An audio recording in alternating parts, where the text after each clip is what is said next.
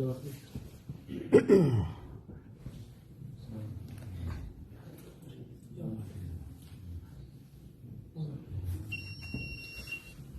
Akbar, Allahu Akbar. Asyhadu an la ilaha illallah. Asyhadu anna Muhammadar Rasulullah. Hayya 'alas shalah, hayya 'alal falah.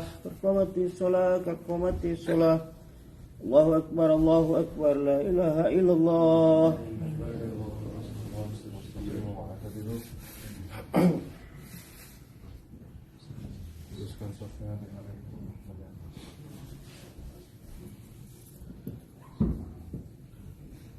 Allahu Akbar.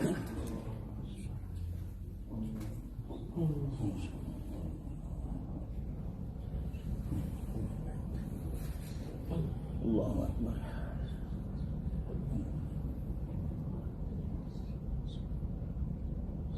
Bismillahirrahmanirrahim. Alhamdulillahi Rabbil Alamin. Ar-Rahmanir Rahim. مالك يوم الدين إياك نعبد وإياك نستعين اهدنا الصراط المستقيم صراط الذين أنعمت عليهم غير المغضوب عليهم ولا الضالين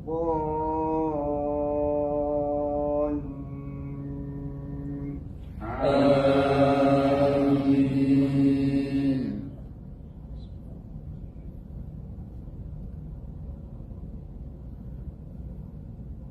وإذ قال ربك للملائكة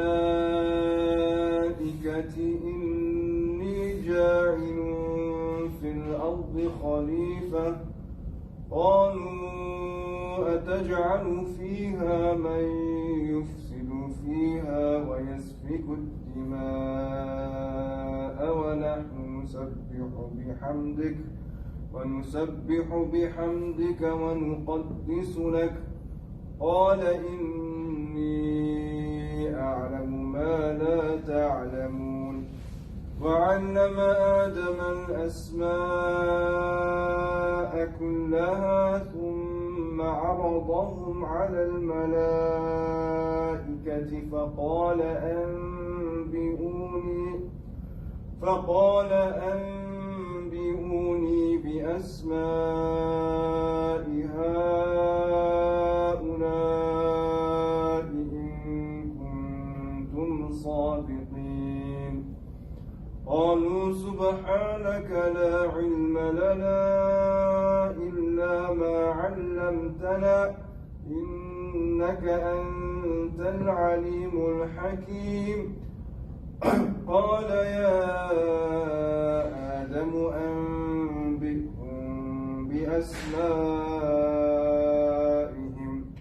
فلما أنبأهم بأسمائهم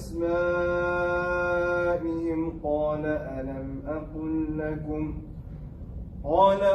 أقل لكم إني أعلم غيب السماوات وأعلم ما تبدون وما كنتم تكتمون الله أكبر.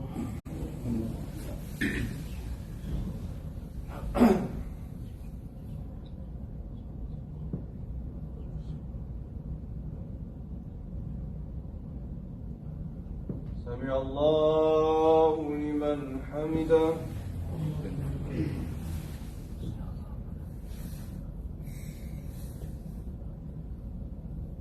الله أكبر.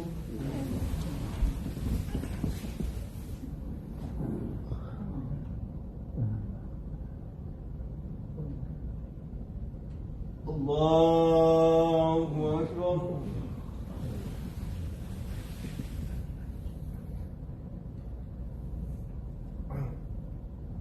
الله أكبر.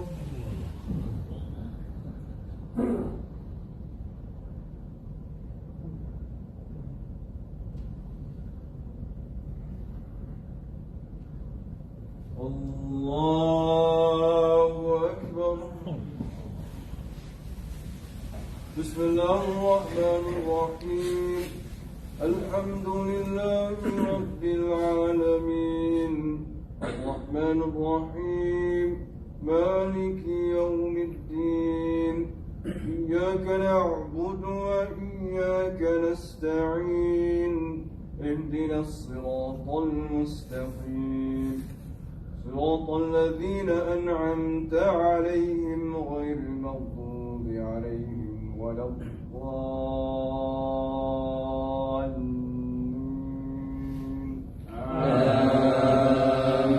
آمين.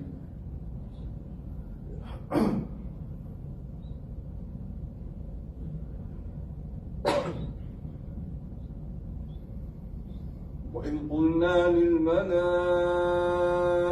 اسجدوا لآدم فسجدوا إلا إبليس أبى واستكبر وكان من الكافرين فقلنا يا آدم اسكن أنت وزوجك الجنة وكلا منها رغدا حيث شئتما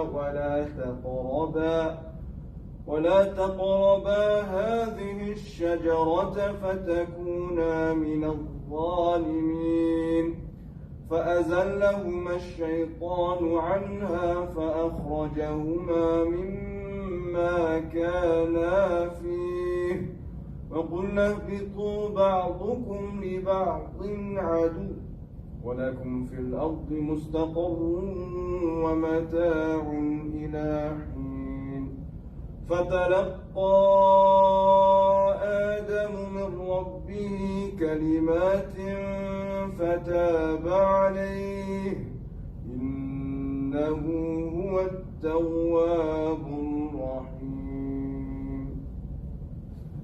الله أكبر.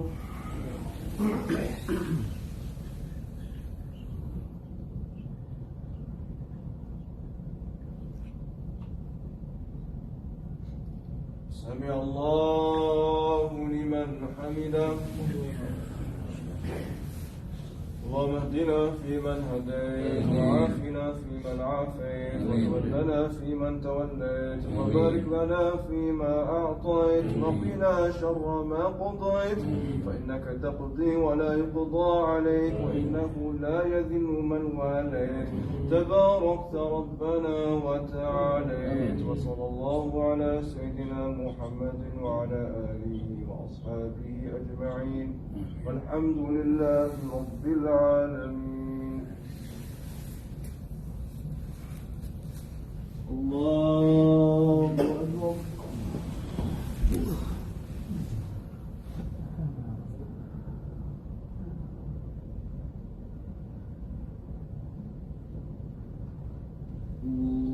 الله أكبر.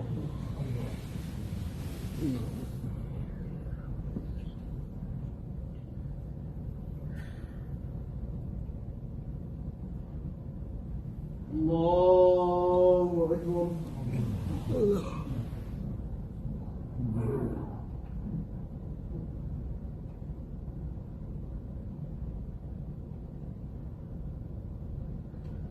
الله أكبر.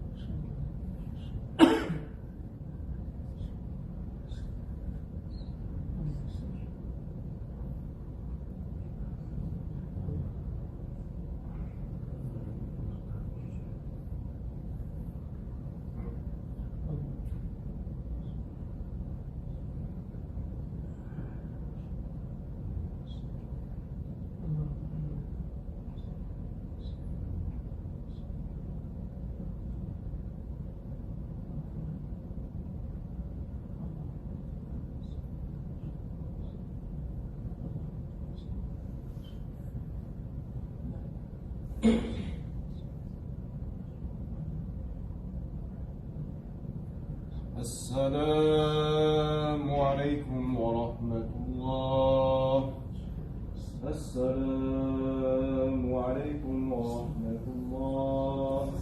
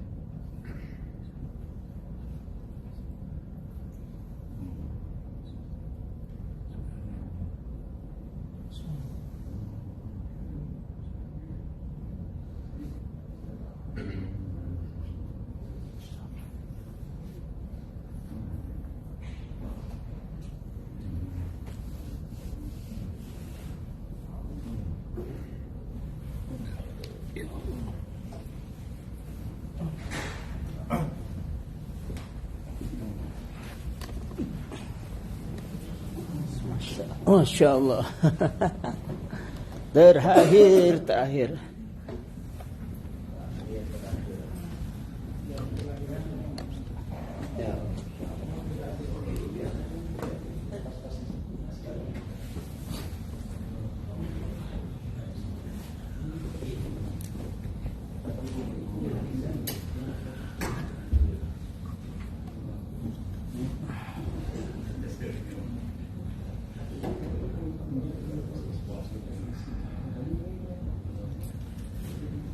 Bismillahirrahmanirrahim. Assalamualaikum warahmatullahi wabarakatuh. Waalaikumsalam. Alhamdulillah. Wassalatu ala rasulillah. Jamaah salat subuh Masjid At-Tahir yang dirahmati Allah Subhanahu wa taala. Hari ini insyaallah kita bersama satu kisah. Ya. Kisah ini kisah Khidir. Tapi sebenarnya kisah tentang takdir. Bagaimana takdir bekerja dalam kehidupan manusia. Ini menarik. Khidir ini misteri banget. Namanya tidak disebutkan di dalam Al-Quran dan tidak disebutkan di dalam hadis. Tidak ada. Ya. Cuma julukan disebutkan. Ya. Para ulama di Ibnu Katsir misalnya disebutkan. Dia disebut Khidir. Ada riwayat yang menyebutkan disebut Khidir karena kalau dia duduk di satu tempat, maka tempat itu akan bergetar dan menjadi hijau. Khidir itu artinya hijau. Idza jalasa ala farwatin ihtazza wahdharra. Begitulah misterinya takdir dalam kehidupan kita ini. Kita tuh gak tahu namanya apa, namanya siapa, Khidir ini aslinya dari mana, berasal dari mana, keluarganya seperti apa. Sebelum dengan Musa dia dari mana, setelah dengan Musa dia kemana, tidak ada cerita. Memang benar-benar misteri seperti takdir, subhanallah. Dan lihat yang ditemui oleh Khidir Yang diceritakan oleh Al-Quran ini adalah Nabi Musa alaihissalam. Di mana kejadian-kejadian yang ditemui oleh Musa ketika bersama Khidir dekat sekali dengan kejadian yang pernah dialami oleh Nabi Musa alaihissalam. Keren ini. Apa yang dialami oleh Nabi Musa alaihissalam bersama Khidir? Khidir melobangi perahu, ya kan? Kemudian Khidir membunuh anak kecil yang tidak berdosa. Kemudian Khidir merenovasi rumah, bangunan, tidak minta upah. Musa selalu mengingkari itu. Dan Musa melakukan itu benar. Sebab menunjukkan bahwa Musa adalah seorang pahlawan yang sesungguhnya. Dia harus berpegang kepada nilai-nilai. Dia setia dengan apa yang dia yakini. Ini tidak baik. Ini melampaui batas. Ini kriminal. Ini tidak adil. Itu yang dilakukan oleh Nabi Musa AS. Jadi pahlawan dalam kisah ini bukan Khidir saja, bukan. Musa juga pahlawan. Tapi Allah ingin sampaikan bahwa kenapa Musa tidak bisa sabar? Sebab memang manusia tidak ada yang bisa sabar dengan takdir. Tapi ketika kita mencoba memahami bagaimana cara Allah menetapkan takdir dalam kehidupan manusia, kita baru merasa bahwa ya Allah, aku nggak mau seperti Musa alaihissalam. Jadi Musa tidak sabar kepada Khidir alaihissalam karena tidak ada ilmunya, belum sampai ilmunya. Coba lihat, padahal dalam kehidupan Musa pernah terjadi hal-hal itu. Khidir melobangi perahu, iya kan? Musa, kamu nggak ingat? Kamu masih kecil, dihanyutkan oleh ibumu di Nil, tapi nggak tenggelam. Coba lihat, Allah menyuruh ibumu menghanyutkanmu di Sungai Nil, tapi itu jalan keselamatan. Begitu juga kisah perahu ini nanti. Justru keselamatan ada di situ. Melarang Khidir membunuh orang. Musa, kan kamu bunuh orang juga waktu di istana Fir'aun. Tapi itu membuatmu memperoleh pekerjaan, memperoleh tempat tinggal, memperoleh jodoh. Subhanallah. Lalu kamu protes, aku ngajak renovasi bangunan ini sebab tidak minta upah sama sekali. Kamu kan yang menolong dua putri dari Madian, ya, mengambil air dan tidak berharap apa-apa dari mereka. Ya Allah, subhanallah. Coba kita lihat perjalanan Musa alaihissalam. Menarik sekali. Al-Quran mengisahkan sesuatu untuk tujuan yang sangat tinggi. Mustahil hanya untuk mengisi waktu kosong. Mustahil hanya untuk menyenangkan hati seperti kita nonton, seperti kita baca novel. Tidak. Ada sesuatu yang luar biasa. Dan kisah Musa dan Khidir ini Allah ceritakan 22 ayat. Itu besar, bukan main-main. Dari mulai ayat 60 sampai ayat 82. Lalu kita tidak mengambil pelajaran-pelajaran di dalamnya, luar biasa itu. Dari mana kisah ini bermula? Perhatikan. Di ayat 60 surat Al-Kahfi. Allah berfirman, a'udzubillahi minasyaitonir rajim. Wa idh qala Musa li fatahu la abrahu hatta ablugha majma'al bahrain aw amdiya huquba. فلما بلغا مجمع بينهما نسيا حوتهما فاتخذ سبيله في البحر سربا فلما جاوزا قال لفتاه آتنا غداءنا لقد لقينا من سفرنا هذا نصبا قال أرأيت إذ أوينا إلى الصخرة فإني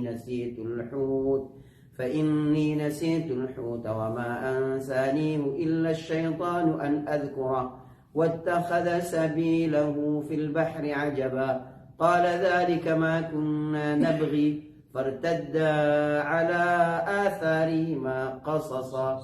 Ayat 60 sampai 64 pembukaan kisah. Musa belum ketemu dengan Khidir, tapi bagaimana jalan Musa bertemu dengan Khidir. Ini menarik. Nanti antum baca terjemahannya karena kita nggak ada waktu untuk itu. Saya awal kisahnya seperti apa di hadis dijelaskan. Musa sedang berbicara pidato di depan Bani Israel. Bani Israel suka bantah, suka apa, itu sifat mereka. Musa sedang ceramah begitu, tiba-tiba ada yang nanya, siapa orang yang paling berilmu di dunia ini? Atau dalam satu riwayat disebutkan, ada nggak orang yang lebih berilmu dari engkau? Musa alaihissalam manusia biasa. dia sedang di depan publik harus meyakinkan orang bahwa dia memang layak untuk mengajar mereka. Dan memang secara zahir tidak ada orang yang lebih alim dari dia. Kenapa? Sebab dia mendapat Taurat, dia mendapat Zabur, dia bicara langsung kepada Allah. Dia adalah Rasulullah dengan banyak sekali umatnya. Umat paling banyak, ya, Bani Israel ini. Selain umat Nabi Muhammad SAW itu saja. Nomor satu umat Nabi Muhammad SAW. Nah, ditanya begitu Musa jawab aku. Allah Subhanahu wa taala langsung menegur Musa, menurunkan Jibril bilang kepada Musa, kami ada seorang hamba yang kami berikan ilmu dengan ilmu yang kamu tidak punya. Subhanallah. Tidak boleh ada perasaan di dalam diri kita itu bahwa kita paling alim di satu tempat, tidak boleh. Pasti ada orang yang punya sesuatu yang kita tidak punya. Antum mungkin sangat ahli di sini tapi nggak tahu di sini. Antum mungkin mengetahui segala sesuatu tentang ini secara terperinci, tapi urusan ini tidak bisa. Pokoknya harus punya mental pembelajar seumur hidup. Ini kita pelajari dari ayat 60 sampai 64 ini. Begitu Musa, perhatikan, begitu Musa tahu bahwa ada seseorang yang punya ilmu yang dia tidak miliki, langsung Musa berkata kepada Jibril, gimana aku bisa bertemu dengan orang itu? Jadi semangat untuk menuntut ilmu. Ilmu ini kewajiban yang paling panjang dalam hidup manusia. Ibadah paling panjang itu nuntut ilmu. Nabi perintahkan kita ini untuk belajar itu sampai mati. Ini belajar. Ya. Kalau menikah, berumah tangga, ketika mulai menikah sampai kita wafat atau kita cerai. Tapi kalau menuntut ilmu tidak. Diwajibkan menuntut ilmu atas setiap muslim tanpa ada waktu. Wajib bagi dia menuntut ilmu. Dan Nabi Musa alaihissalam begitu tahu ada orang yang tahu sesuatu yang dia tidak tahu, dia ingin belajar. Jibril kasih dua petunjuk. Ya, karena waktu itu Google Map belum ada. Dikasih dua petunjuk. Pertama, tempat hamba itu adalah pertemuan dua laut. Yang kedua, kamu bawa bekal makanan.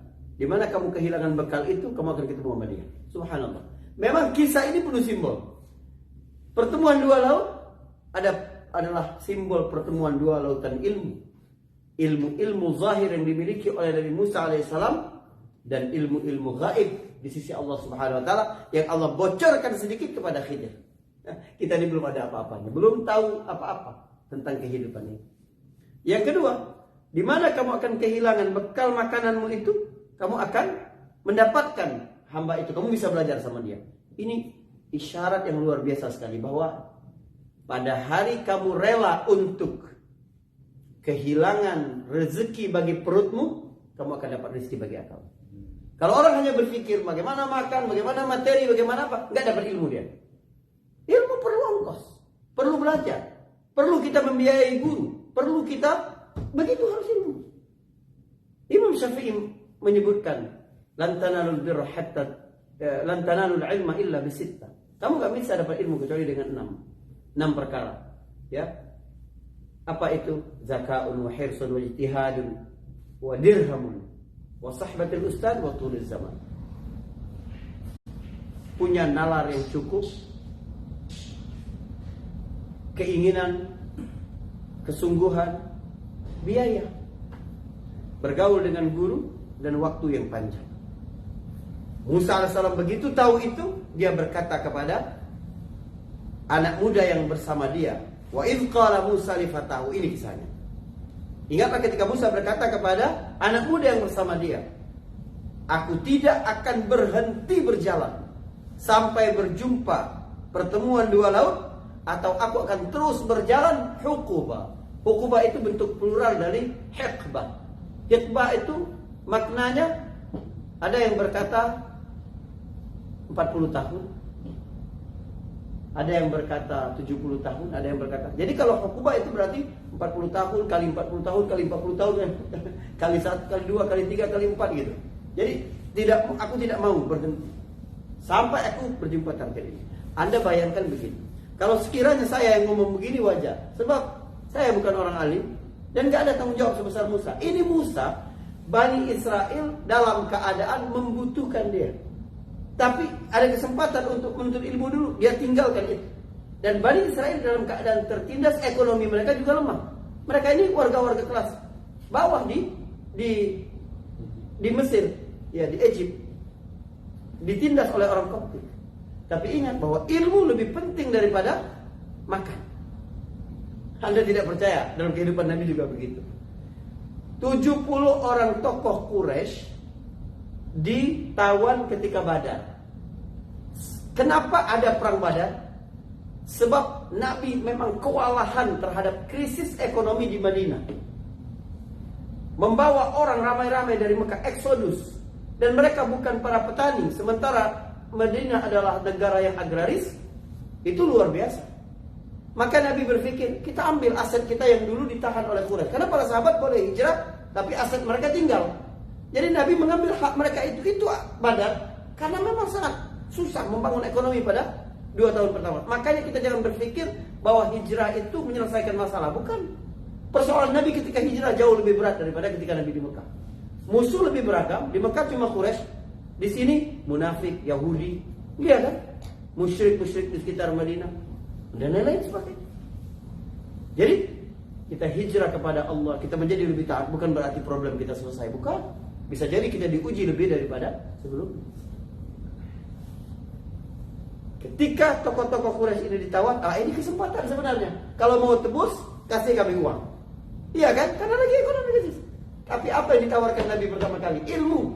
Siapa yang dapat mengajarkan 10 anak kaum muslimin baca tulis, dia bisa bebas. Ya Allah. Di tengah krisis ekonomi, prioritas utama Nabi tetap pendidikan. Jadi perbaiki pendidikan kita, perbaiki pendidikan anak kita, insya Allah keluarga kita akan jauh lebih baik. Sampai mereka berjalan, ini panjang sekali ceritanya.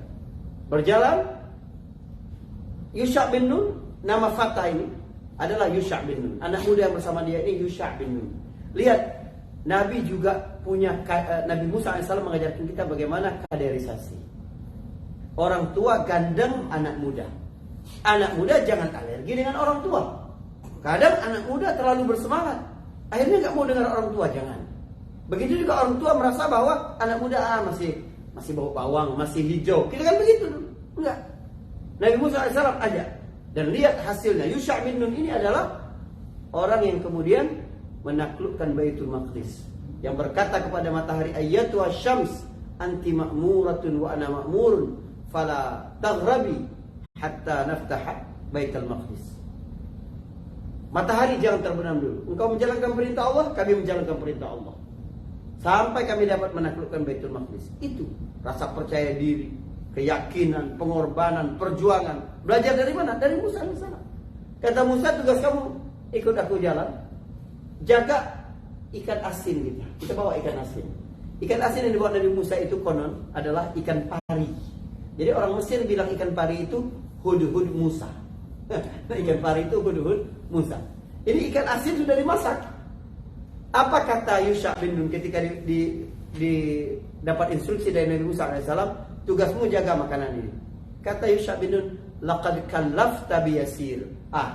Itu ringan banget. Engkau sudah membebani aku dengan tugas yang terlalu ringan. Dan lihat ujungnya seperti apa. Dia lupa dengan ikan asin itu.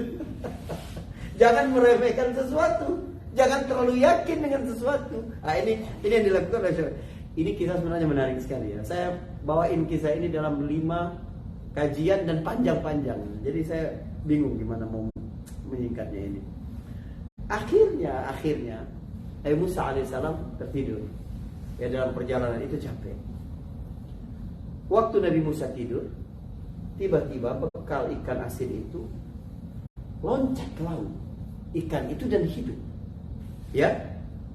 Dan hidup. Yusha bin Nun terkejut dengan itu. Tapi dia mau cerita ke Musa, Musa sedang tidur. Akhirnya dia tetap tidak membangunkan Musa. Ketika Musa bangun, Musa langsung ajak Ismail pergi. Lupa dia menceritakan hal itu. Sampai berjalan jauh, baru Musa bilang, Atina ghada'ana laqad laqina min safarina hadza nasaba. Keluarin makan tadi. Udah capek banget kita jalan. Ayat ini juga mengajarkan kita bahwa menyebutkan kesulitan berbeda dengan mengeluh. Enggak apa-apa. Kita ngomong kadang ke istri kita, kadang ke teman kita, aduh kayak susah banget sekarang ya, dengan pekerjaan yang sekarang. Oh kayaknya susah banget aku. Enggak apa-apa. Beda dengan kita protes kepada takdir. Manusia perlu teman untuk bercerita. Maka Nabi Musa ceritain. Nah, di antara guna teman itu bukan hanya urusan-urusan yang lahiriah, tapi juga urusan emosi. Orang sejahtera secara emosi kalau dia memiliki teman yang baik. Barulah siapa namanya? Yusha bin Nun ini sadar. Oh iya, aku lupa tadi ketika kamu tidur begini. Nabi Musa alaihissalam bilang, nah justru itu tempat yang kita cari. Jadi kita balik lagi ke sana. Balik. Fawajada 'abdan min ibadina atainahu rahmatan min indina wa 'allamnahu min ladunna ilma. Maka berjumpalah mereka dengan Khidir alaihissalam. Ya, berjumpa dengan Khidir alaihissalam. Ini perjumpaan yang luar biasa. Perjumpaan antara seseorang yang mengetahui ilmu syariat dan ilmu berkaitan dengan hakikat. Keduanya tidak bisa dipisahkan, tidak bisa. Tidak bisa kita berkata ini baru batas syariat, ini batas hakikat. Tidak. Ini bukan sama sekali dikotomi antara ilmu syariat dan ilmu hakikat, bukan. Tapi bagaimana kita berinteraksi dengan ilmu syariat dan bagaimana kita berinteraksi dengan hakikat keputusan takdir dari Allah Subhanahu wa taala. Musa beri salam kepada Khidir di hadis itu. Kata Musa, ya, "Assalamualaikum ya Abdullah." Kata Nabi Khidir, "Anna bi ardika salam." Bukannya jawab salam, dia bilang, "Emang di negeri kamu ada kedamaian?" Seolah Khidir langsung tahu.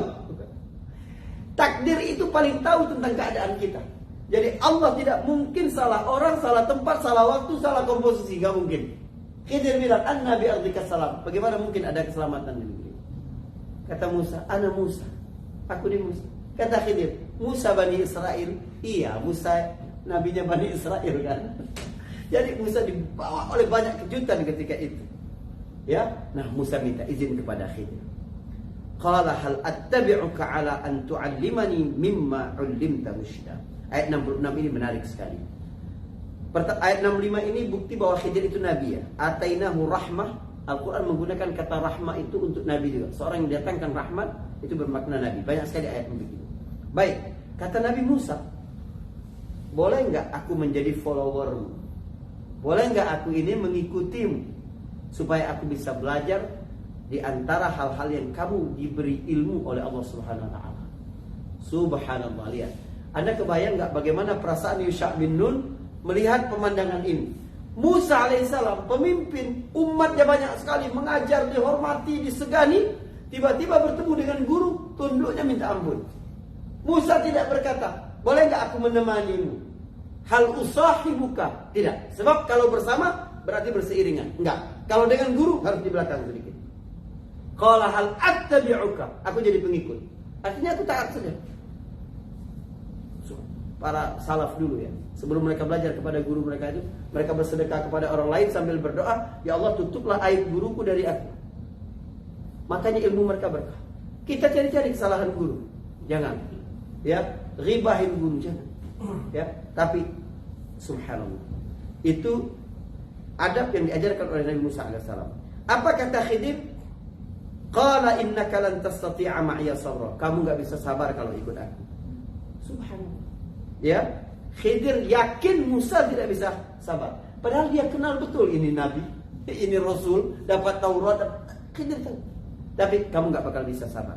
Kenapa manusia tidak bisa sabar? Kuncinya disebut di sini. Wa kaifa tasbiru ala ma lam tuhit bihi khubra. Gak mungkin kamu bisa sabar terhadap sesuatu yang kamu tidak sampai ilmunya. Jadi tingkat kesabaran manusia, ini hukum penting dalam kehidupan. Tingkat kesabaran manusia tergantung dengan tingkat ilmu pengetahuannya. Semakin tinggi ilmu, semakin tinggi kesabaran. Orang kalau tidak mengerti ilmu tentang parenting, anaknya berantakin sesuatu, kamu nakal banget. Tapi kalau orang ngerti parenting, ilmunya sampai, oh ini kreativitas, dia sedang berimajinasi. Biarin aja rumah berantakan dulu, biar subhanallah. Ya, Kita lihat, ngapain kamu sia-sia tiap hari begini-begini. Tapi harus sampai ilmunya, oh ini memang yang harus dijalani. Biar aku bisa panen begini. Biar aku dapatkan ini. Biar aku dapatkan. Kita lihat orang bisa sabar itu karena ilmunya sudah sampai. Kenapa orang sabar? Bangun malam, melawan ngantuk, melawan dingin, pergi ke masjid. Kenapa? Ilmunya sampai. Siapa sholat subuh berjamaah, siapa yang berwudu ini, siapa yang sholat malam, siapa. Kalau ilmu nggak nyampe memang bilang orang gila Anda ini. Hujan-hujan, dingin-dingin, pergi ke toilet di rumah. Iya kan? Tapi ilmu kita nyampe, kita sabar dalam keadaan. Nah, maka dimulailah perjalanan pelajaran Musa dan Khidir. Yang menarik, ini adalah pembelajaran yang luar biasa, tapi tidak ada pulpen, tidak ada buku, tidak ada papan tulis. Yang ada semuanya adalah praktek, laboratorium kehidupan. 3 kali Allah sebutkan, fantalaqa, fantalaqa, fantalaqa. Intilaq itu artinya bangkit, keluar dari sesuatu yang sempit, naik ke atas. Memang ilmu itu harusnya membuat kita tinggi, baik dalam kehidupan dunia ataupun nanti di akhirat. Yarfa'illahu alladhina amanu minkum walladhina utul ilma darajat. Apa yang dipelajari Musa dan Khidir? Insyaallah subuh terakhir bersama insyaallah. Barakallahu fikum. Assalamualaikum warahmatullahi wabarakatuh.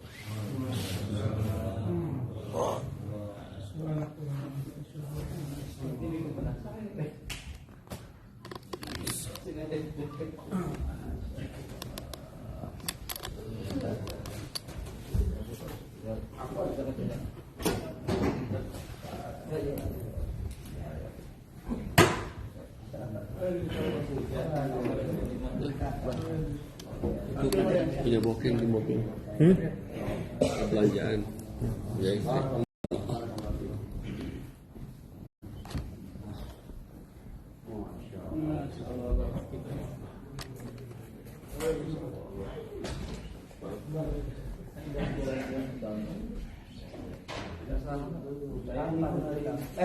Jalan dulu. Kita tidur dulu. Jam berapa? 11. Jam 12. Jam 2 ya? Oh, begitu ya.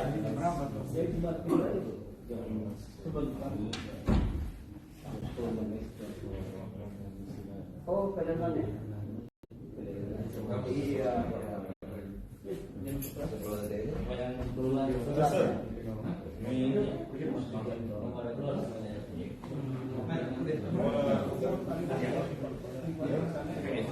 Tapi di arena ini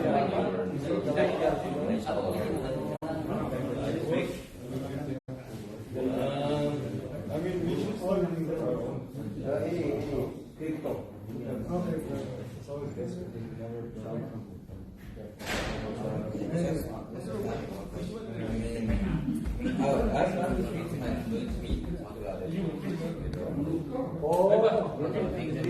Tidur dulu. Kita jam